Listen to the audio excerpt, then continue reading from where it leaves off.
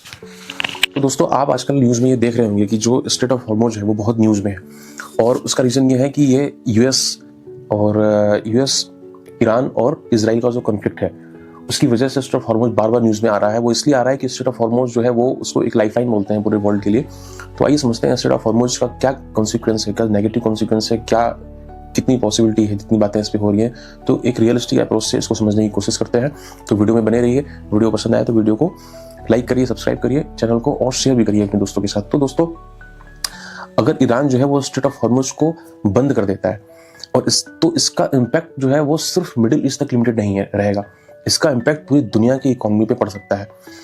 Straight of Hormuz जो है वो बहुत ही एक नैरो सा पॉइंट है और ये पर्शियन गल्फ और गल्फ ऑफ ओमान को ये जोड़ता है और ये ओमान और ईरान के बीच ये अवेलेबल भी है। दुनिया के लगभग 20% जो क्रूड ऑयल है वो इसी रास्ते से एलएनजी जो है, क्रूड ऑयल एलएनजी, वो इसी रास्ते से होकर के वो पास होता है। सऊदी अरेबिया जो है, यूएई जो है, कुवैत है, इराक है, ये जितने भी ऑयल एक्सपोर्टिंग जो नेशन है वो सारे इसी रास्ते का प्रयोग करके अपने ऑयल को यूरोप और एशिया तक भेजते हैं।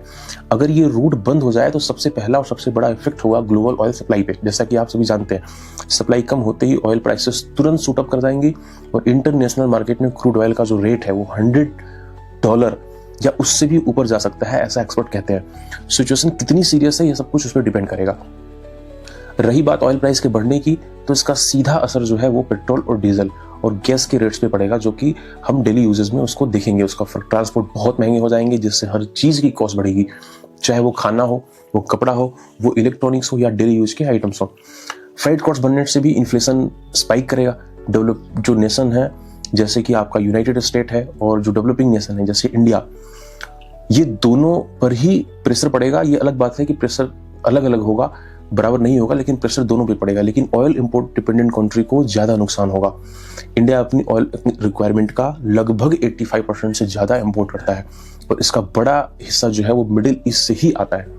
अगर हॉर्मुज़ बंद हो जाता है तो इंडिया का अल्टरनेटिव सप्लाई इंडिया को ढूंढना ही पड़ेगा, जो कि फिलहाल मुश्किल है, नजर नहीं आता है, जो महंगा भी होगा और टाइम कंज्यूमिंग तो होगा ही होगा। इससे इंडिया का जो करंट अकाउंट डिफिसिट है वो बढ़ सकता नहीं है, वो बढ़ेगा ही। रूपी पर प्रेशर बढ़ सकता है। इंडिया का इन्फ्लेशन कंट्रोल करना बहुत ही मुश्किल हो जाएगा, नेक्स्ट टू इम्पॉसिबल मुश्किल हो जाएगा। इसके साथ ही साथ एशिया की जो दूसरी बड़ी इकोनॉमी है जैसे चाइना, वो भी heavily middle eastern oil supply पर ही डिपेंडेंट है। अगर ऑयल सप्लाई डिस्टर्ब होती है तो चाइना की जो मैन्युफैक्चरिंग है सेक्टर है और एक्सपोर्ट इकोनॉमी, इस पे पूरे तरीके से असर पड़ेगा।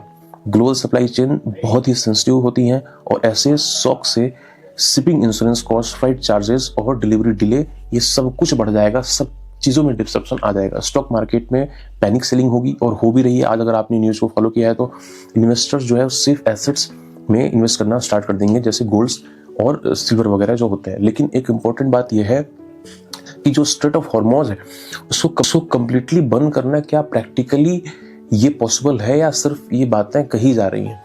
तो मैं आपको बता दूं कि स्ट्रेट ऑफ हॉर्मुज़ का जो वो पूरा लोकेशन है वहाँ पे यूएस नेवी और दूसरी इंटरनेशनल नेवल फोर्सेस जो है उनका स्ट्रॉन्ग प्रेजेंस रहता है, क्योंकि ये